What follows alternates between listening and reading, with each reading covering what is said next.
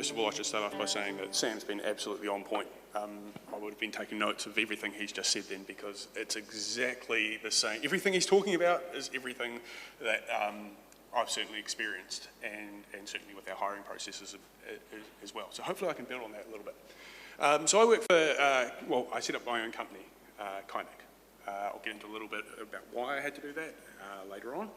But the first thing that I'll touch on is that I work for pharma, and before everybody sort of goes, those people who like do lots of things for money. And one of the first things I need to do with this is, and I'll touch a bit on about the ethics of this, because I know it's a major concern. A number of the people who come and work for us, believe me, ethics is really high on their priority when they first come to work for us outside of an academic environment.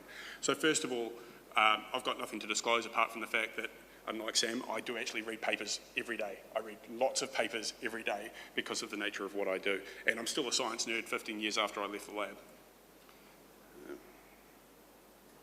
So I started out at Otago, came down from Christchurch, like a lot of students. I was going to be a doctor, because I went to Christchurch Boys High School, and everybody who's good at science, you go to do engineering at Canterbury, or you go and be a doctor. Then I met Blair, and well, I missed out by 1 mark, and I know exactly where that 1 mark was in my health sci year, and that was the first time I really, really failed. Now, it's something I think a lot of scientists, if you're good at science, you tend to have not experienced failure. So you don't really know what that's like. And so, yeah, I became a scientist. It was great. I was over at the Pharmacology department for a number of years. I love pharmacology and toxicology. I did my honours there, had a great PhD supervisor, went on and did my PhD. And kind of got to, like a lot of our team, got to the point where I thought, well, what do I do now? I probably wasn't that keen to carry on and do a postdoc. Just wasn't really my thing, so I went and became a lawyer. Yeah. I can guess how that ended. I went up to Wellington, worked in intellectual property law for 3 years, spent 3 years doing law part-time.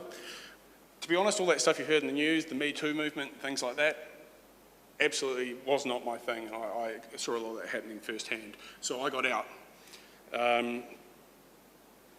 And I spent 12 years as a combat specialist in the Royal New Zealand Navy as a reservist. So you go, well, you know, same reaction that my boss gave to me when I was doing my PhD, what the hell are you doing? Then he came back and saw me polishing the lab equipment and having nice shiny brass work and everything in the lab, and he thought that was pretty good. But these guys were a fantastic learning environment for me because I didn't want to be seen as a science nerd. I've been to careers events and watched at the law firm, watched the practice manager literally talk to science grads and go, none of you scientists have a personality, you all talk like this and you don't know how to speak to anybody. And I was horrified because that was certainly not my experience. But I had a great time. They taught me a lot of leadership skills, taught me a lot about adversity and how to handle things. And the last thing I did was fail. 2-week course, damage control, failed at the last half hour. Absolutely nothing. But there's a lot of learnings in this sort of stuff. So I thought, okay, after that I was off to the UK. Going to go on an OE. Went up to Manchester, where these guys are from. Everybody in Manchester kind of looks like that. And because I didn't want to go to London, everybody goes to London. Yeah, there's heaps of Kiwis and stuff. No Kiwis in Manchester. And I did it right in the middle of 2009. So I was just another foreigner stealing jobs, if you're wondering why Brexit's happening. Sorry. But that ended up being a massive failure. Apart from the fact that, I mean, in all honesty, my wife and I probably blew over $30,000. I didn't have a job for 3 months. That is pretty depressing. It's even worse because Manchester's a pretty depressing place as well. But what I ended up doing is I ended up getting a job in medcoms. The last thing I wanted to do was to be writing somebody else's papers, and that's what I thought everybody in medcoms did. I don't want to be writing papers for somebody else. So I got a job as an editorial assistant, which was basically cleaning up, styling papers, getting paid about what my secretary was getting paid when I was working at this intellectual property law firm. Commuting, getting up, leaving home at 6 o'clock in the morning, hour and a half each way to and from work to this little place called Macclesfield.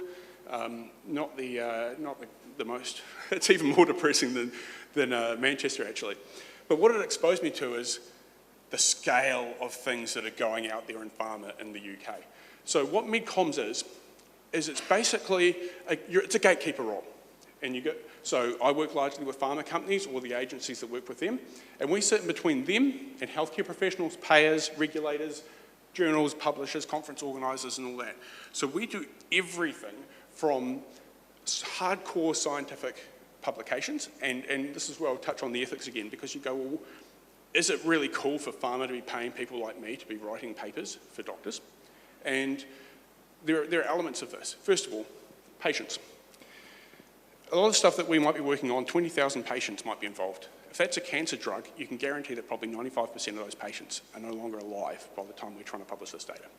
So there is an absolute imperative to get that data out there as quickly as possible for other doctors to be able to use all around the world and to know about. But if I go down, say, to Otago Hospital, and I go in and see a doctor and say, right, do you have like a couple of months to sit down and write this paper? They go, well, when am I going to treat my patients? Well, you know, what are you going to do? That's why we come along. Pharma pays us. We work at the direction of the doctors, and we tell pharma to sit down, settle down. This is the science. We're going to stick to the science. At the same time, sometimes we do have to push the more commercial side of things with the doctors, but we work to move things along. And so we do everything from this hardcore scientific side of things, helping doctors prepare for conference presentations, to get that data out there, the scientific stuff, right through to some of the really hardcore sales stuff. And the reason that people like me are working on the hardcore sales sort of stuff, and I speak regularly over at the Pharmacology department, is because the pharma companies are hiring here. The reason you probably haven't heard of them is because they're over at the Commerce department. And you go, well, why are they over at the Commerce department? And it's because they're looking for managers, they're looking for salespeople, they're looking for people who actually unfortunately don't think too much about the science. But when these guys go and front up to a doctor who's got 30 years experience, somebody's got to educate these people on the drugs, what they do, and to make sure that they play it completely straight down the line. So that's what our job is to do. That's why I'm a certified medical publications professional. There's only a handful of people like that in New Zealand. That means that I have been examined on publication ethics and that I have passed that examination and worked to international standards. So this is part of the problem that we have now too, is that if you're graduating here, even in the UK, they're talking about the fact that it's becoming really hard. I mean, if you want to go and do a postdoc, even if you want to go on your OE now, I went away on a highly skilled migrant visa, so I could stay for 3 years. That doesn't exist anymore. So it's really hard when you've got like a working holiday visa, you're only there for 2 years. Even then, when I was there for 3 years, my wife had to fly all the way back to New Zealand, hand over a stupid amount of money, and then fly all the way back to the UK just to stay for another year. And this is what I saw when I graduated. I didn't know what was out there. I couldn't see any opportunities. At Carnac, we've hired, I think, 5 PhD grads in the last 3 or 4 years, a couple of master's grads, straight out of university, and that's because of my background.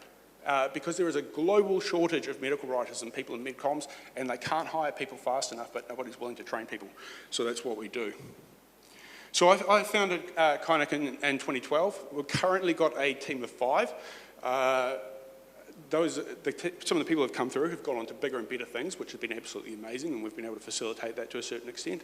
And we provide, well, we call it freelance medical writing support, but we're basically subcontractors for companies all around the world. So we started off with one client in the UK,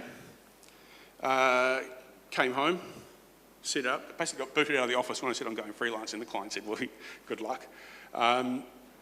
So that is hard. I didn't fail, because I'm actually still sitting here, but when you're going months on end with no work and wondering where the money's coming from, we've now gotten to the point where we're working with clients in 11 countries and we handle over 300 projects a year. That is because initially you think time zones, it works really well. We work with a lot of clients in Asia and in the UK. We work through their night, so they think I don't sleep because they just see emails getting answered at 7 o'clock in the morning our time, and they see emails being answered at 7 o'clock at night. But it's actually because the team and the education that I got at Otago is that good. We have outcompeted our competitors in every other market, not because of the just the time zones, but because of the education that the team, they're all Otago grads that are working for us. They're just that good. So we've actually worked on 20 of the world's top-selling drugs. So you look at some of those numbers. I mean, Humira, 18.4 billion US dollars a year. We've worked on Humira in Europe, the UK, New Zealand, Australia, Hong Kong. And I used to run the global accounts for Avastin there, number 8, for the colorectal cancer indication. So that kind of gives you a scale of what we can be doing here in Dunedin using the internet without having to worry too much. We have that ability now that we didn't have several years ago. So when the world's shutting us off in terms of physically being able to be there, it's not stopping us from working in a virtual capacity. So I just want to touch on myth number 1, and that working in the private sector is selling out. I would challenge a lot of people at university to discuss publication ethics, because I guarantee that most of this room wouldn't know what the 4 criteria are for authorship according to the International Committee of Medical Journal Editors. And that's the discussion that we have a lot, because we were just talking about 18 billion US dollars a year in sales. You do not want to screw that up if you're a pharma company. So they are really hard out about everything being completely above board. My job as the medical writer is to make sure nobody gets an authorship if they're a doctor unless they've earned it and they've met the criteria, and also that we're not pushing the boundaries. Having worked in law as well, I'm acutely aware of what we say has to be 100% legitimate and able to back it up. We don't ghostwrite papers, because that's the first accusation that comes out is, oh, you guys just write these things and then doctors just slap their name on it, right? No, no, no, no. We do what the doctors tell us. We work very closely with the doctors. You don't pull your weight, you're off the paper. And we enforce that quite a bit. And no more researching or publishing. I work at a desk. But this is a publication that we've got coming out probably this week, actually, in journal. None of you have probably ever heard of Research Integrity and Peer Review. But we've actually got an active research program. There are a lot of medical communications agencies that are now actively researching the publishing methods, peer review, a lot of the things about how that's done and how that can improve so that we can improve the integrity of the whole scientific publishing process. And that's something that I don't think many people kind of expect to be happening with a desk job. So my team are continuing to do their research on and off, but just in a different way. So they're still building up a publication history. So how do you get a job as a medical writer? It's hard, because every agency in the world operates to a chicken and egg scenario. Everybody wants experienced writers. What we're doing at Kainic, we bring people on board. I know that anybody coming out of Otago may only want to stay here for a couple of years, but we can hook you up with our clients all around the world. Go work for them. They'll love it, because they know you've got as soon as you've got a couple of years under your belt, in fact 6 months under your belt working in an agency, and the world changes, because we're no longer talking about the chicken and egg. But what we have with a lot of our team is they can come and work with us, go work with our clients overseas if they want to at some point, and then you have the ability, like I did, to come back when you're a little bit older and maybe you find Dunedin's a great place for having a family and you can come home. So the thing to remember with this too is that it's a time and money sort of thing, and this probably goes back a little bit to what Sam's talking about, especially when it comes to hiring. This is the big barrier. I bill out my time. So if I'm spending my time with hiring and I'm dealing with people who aren't really selling to me and telling me what they are going to bring to me, which is going to save my time and save money for the organisation, then it's something that you just don't end up getting through the door. So the bigger problem that everybody has is, I know that when you're a postdoc or your PhD grade, you're trying to find a job that's going to be really good and it's going to be a career and it's going to be something you can do for the rest of your life. As you can see, I've bounced around about 5 different careers already. And also, the employers are trying to find the right people who are going to come in and be great performers for them. And probably going exactly back to what Sam said earlier, the best performers that we've had are not the ones who had the best qualifications coming in. That's been pretty clear. So just a few tips that I would say: do your homework when you're job hunting. If you're looking for a job in the private sector, find out what it is. People come to us and say, oh, I had no idea how much to expect from a salary working with what you're doing. It's like, well, a quick Google search of medical writer will find you pretty quickly. Not New Zealand, but maybe somewhere else will give you an idea of what you're looking at. The other thing is to realise that you're starting over. And It's very easy to benchmark where you think you should be at based on a postdoc. What you've got to remember is that a postdoc is perhaps increasingly these days, a one-year contract. There is a huge amount of money that's built in the risk, the fact that after that contract ends, you're out on your backside. What a private sector company is offering you is likely to require a lot of training, because you're going to need to retrain, you're going to need to learn our industry, you're going to need to learn our standards. That requires, at Kainic, about $150,000 worth of investment into somebody. That's the scale that we're talking about, and how much companies are looking to invest in you as a person, and to realise that you're starting over, and that once you get that investment in, all of a sudden you become really valuable. So what happens at Kainic is, if I don't turn around and look after my team, our clients are going to poach our team. So as you realise that you can build that, and if you have the right attitude and you come in, that from day one, the moment that you walk in for an interview or something like that, attitude is something that we're looking at. As I've said, it's not necessarily the best performers who come in and done really well with us, it's actually the people who've had a really solid attitude. Because as I say to our team, our job is to make our clients look good. It's not about us, we're there to turn around and do a really good job. And if you have that great attitude, that will get you further than necessarily being the most technically proficient person.